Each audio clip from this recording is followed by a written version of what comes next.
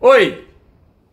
Quero agradecer do fundo do meu coração, com muito amor e simpatia, os 160.776 inscritos no meu canal até o momento de gravar este vídeo, para eles e mais alguém que tenha entrado. Os 252 mil seguidores que tenho no Twitter. Ontem eu falei muito de mim mesmo, de dentro do meu coração, e hoje eu vou apelar para algumas pessoas que eu respeito e que me escreveram a respeito. A primeira pessoa é a escritora natural de Campina Grande, residente de São Paulo, Ieda Lima. Ieda pergunta: quem é o culpado em um WhatsApp para mim? A tendência natural do ser humano em situações de estresse provocado por desastres ou catástrofes é encontrar um culpado. No caso da tragédia de Brumadinho, há duas correntes. A primeira, que culpa a direção da empresa Vale e busca um ponto de conexão entre cada responsável e os crimes cometidos contra toda forma de vida, em especial as mortes de centenas de seres humanos. B, a segunda, que culpa a legislação e fala em aperfeiçoar as normas de licenciamento da exploração mineral. Sem dúvida, esses suspeitos precisam entrar na lista. Porém, acompanhando hoje cedo a cobertura da Globo News sobre a ordem de evacuação dada pelo Corpo de Bombeiros para os moradores do centro da cidade de Brumadinho, pelo risco de estouro de outra bagagem, aliás, o risco continua, já tocou sirene, nós falaremos disso depois. Reforcei a minha convicção do quão despreparados somos, como nação, para ações de prevenção e de situações de emergência. O poder público escora-se na legislação. As empresas de mineração, licenciadas e clandestinas, se escoram na relação promíscua com o poder público e na ignorância e omissão dos potenciais afetados. E os dependentes de emprego e renda vão empurrando com a barriga ou fechando os olhos para coisas que eles sabem que podem vir a acontecer. Por duas vezes, ontem e hoje, escutei alguém da cidade dizer em entrevista: não é verdade que a barragem que estourou estava fora de operação. O presidente da Vale havia afirmado o contrário. Para que denunciar, não é mesmo? Manda quem pode e obedece quem tem juízo.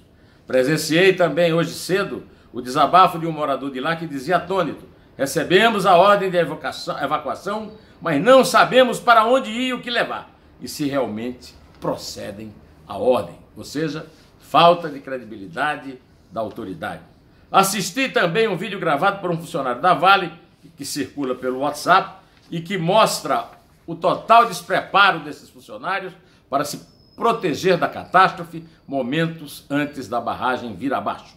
Ou seja, supondo que a Vale tivesse um plano de emergência, funcionários e moradores não haviam sido treinados para a fuga com segurança. Onde está o poder público, federal e estadual, que não cumpria o seu papel de fiscalizador, além de regulador? Onde estavam os partidos e as lideranças partidárias ou sociais que não cumpriam seu papel de fazer funcionar a legislação, mesmo com a terrível lição de Mariana? Onde estava o Ministério Público, que não olhou para esses crimes que continuavam a ser cometidos, mesmo depois de Mariana? Moral da história: não apenas a Vale é culpada. Cada um tem um pedaço de seu rabo preso nessa tragédia. Começar pelos responsáveis mais visíveis e diretos, sim, mas se ficarmos apenas na aplicação de multas, bloqueio de recursos, mudanças de normas para licenciamento e a eventual punição de alguma pessoa física da direção da Vale, estaremos apenas tapando o sol com a peneira. Fico até arrepiado. As palavras da Ieda são exatamente as que eu devia trazer para vocês hoje, por isso que eu leio e dou crédito. Pedi licença a ela antes para ler aqui para você. Vou também ler um WhatsApp que eu recebi.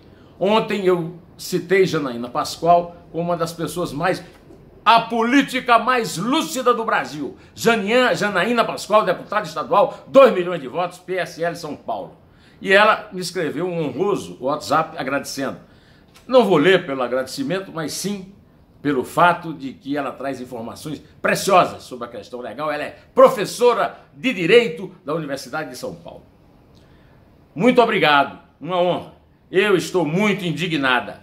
Todo esse discurso de crime ambiental tem um único fim: atacar o governo, com a ilação de que as fiscalizações iriam ser enfraquecidas. Não é nada disso. O que o governo quer é que parem de autuar por qualquer coisa. não raras vezes para vender facilidade. Ridículo, Marina, dizer que crime ambiental deve ser hediondo. A lei dos crimes ambientais é cheia de questiúnculas. Tanto em Mariana como em Brumadinho havia risco de morte para seres humanos. Esse pessoal parece que não entende o que é gente. No caso de Mariana, dada a novidade do caso, seria possível falar em homicídio culposo. Foi isso que eu citei dela ontem. Ou seja, sem intenção. Com o precedente de Mariana, estamos diante do dolo eventual. Exatamente como eu citei Janaína ontem. Por terem assumido o risco.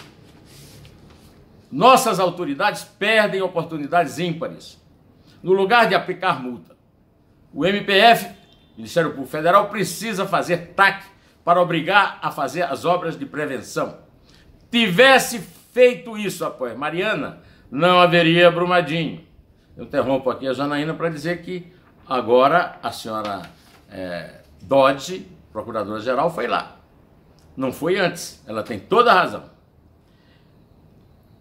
O senhor veja que foi uma cadeia de omissões a respeito da qual eu já li aqui o recado da Ieda, inclusive por parte dos deputados estaduais. A reunião de um conselho referente à licitação. Um funcionário avisou e tomou um sermão. Minha tese de livre docência foi sobre crimes omissivos. Não é uma tese punitivista, sou bem moderada. Até critico excessos que constatei em Portugal, Espanha e Alemanha. Mas a situação em Brumadinho é daquelas em que até um estudioso ponderado tem que defender a prisão de todos aqueles que tinham o direito de evitar, foram avisados e não fizeram nada. Chamamos esses indivíduos de garantidores ou garantes. O senhor sabe que desanima. De um lado, o despreparo, do outro, a má-fé. Não posso fazer muito além de alertar. Vamos ver se na condição de deputado estadual poderei ajudar mais. Abraço muito grande. Janaína Pascoal. Bom, eu quero também aqui, a partir de um comentário que uma inscrita minha aqui no canal escreveu, Elisa Cisne, lembrando que o caso do incêndio do Museu Nacional se inclui naqueles crimes que eu falei do Brasil, um mar de lama. Isabel é minha testemunha, ela como fã do Museu Nacional, ela como historiadora, que nós choramos dias a fio por causa do Museu Nacional e não aceitamos a desculpa de acidente, nada de acidente. Os responsáveis são os administradores da Universidade Federal do Rio de Janeiro, agora do PSOL, antes outros, todos eles por administrarem mal, por não ligarem para o museu. As autoridades federais que não fiscalizam, que dão as verbas para a universidade e dizem, fica lá com vocês. Foi o maior crime cultural contra a memória no mundo. E eu não podia ter esquecido e agradeço a Elisa Cisne por ter lembrado. E aí aproveito para falar no Museu do Ipiranga, que eu frequentei tantas vezes, está fechado. Porque a USP não fez a manutenção, é o museu da USP. Porque o governo federal não fiscalizou, não cobrou. E está aí agora o museu fechado, um museu que fala da nossa origem, no lugar onde Dom Pedro proclamou nossa independência.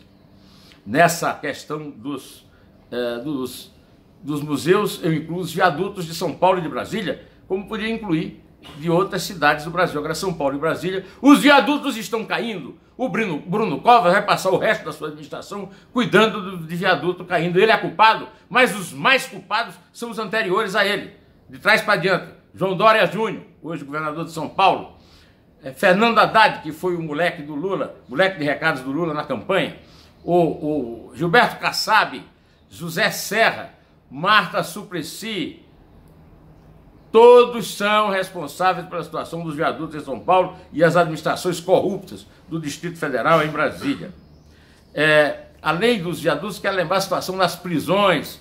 O Brasil, as prisões são uma espécie de barril de paiol, de pólvora, pronto para explodir por falta de atenção e de uma política penitenciária séria.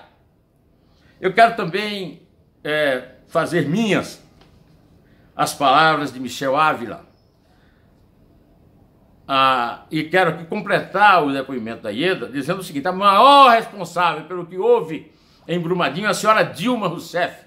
Essa mulher é tão burra, ou tão louca, ou sei o que é que ela está dizendo que ela fez uma grande obra, que foi o decreto que considera estouro de barragem desastre natural, para poder dar fundo de garantia para as vítimas. Olha, essa mulher já cometeu um grande sincericídio ao qual o Brasil deve a Operação Lava Jato, quando ela confessou a compra da Ruivinha e foi dada numa reportagem do Estadão em Brasília. Vocês que ficam aí, onde é que estava a imprensa? Onde é que estava a imprensa? Pois é, o Estadão estava lá em Brasília, foi quem publicou o sincericídio da Dilma que deu na Operação Lava Jato. O Michel Ávila até reproduz no comentário que ele mandou para mim o decreto.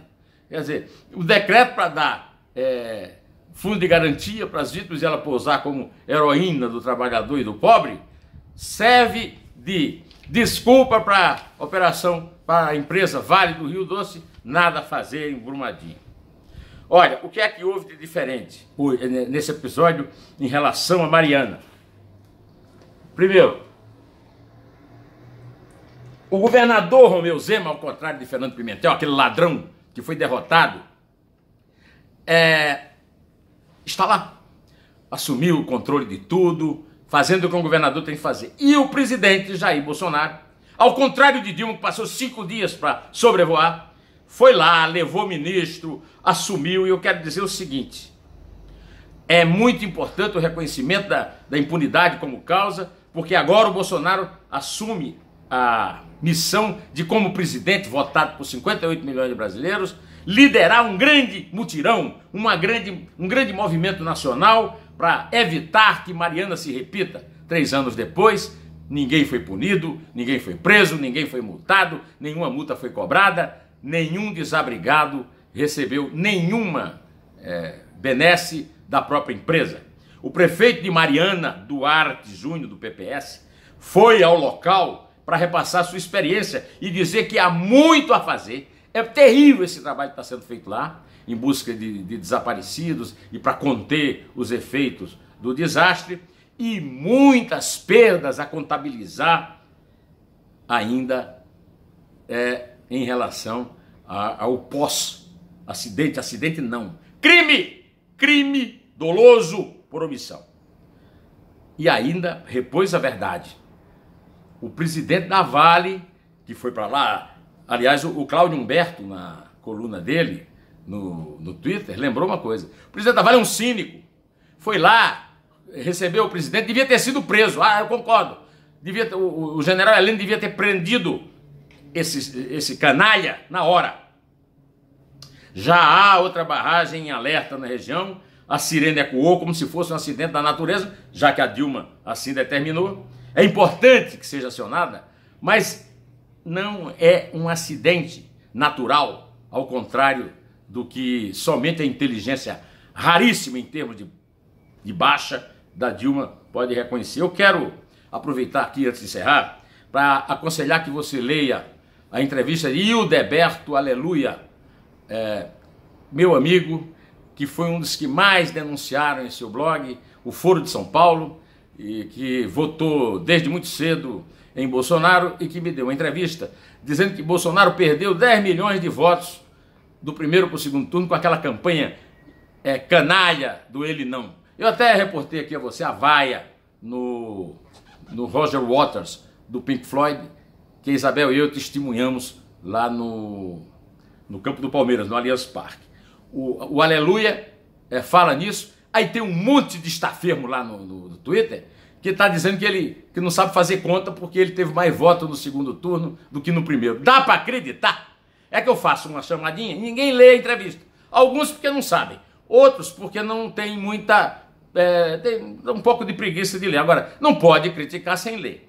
Eu quero também registrar aqui um recado do meu amigo jornalista paraibano Assis Ângelo, que lembrou que Michel Legrand, que morreu ontem e de quem eu tenho muita saudade, sou um fã imenso do Michel Legrand, gravou Mulher Rendeira. Mulher Rendeira, que foi uma música assinada por um querido amigo meu, Zé do Norte. Na verdade, foi uma música que dizem que foi composta por Lampião, né? Não sei se foi composta por Lampião, mas é uma música de domínio público. É uma música que comparece na trilha sonora do filme O Cangaceiro, que teve grande sucesso lá em Cannes, ganhou o prêmio de melhor filme, melhor diretor, sei lá. E o Assis Ângelo lembrou isso. Eu quero mandar aqui um grande beijo para o Assis, meu querido amigo, trabalhou, foi meu subeditor de política lá no Estadão. Bom, eu agora já chegou a hora de eu parar aqui, então eu vou parar lhe dizendo direto ao assunto, em pé, e só a verdade nos salvará.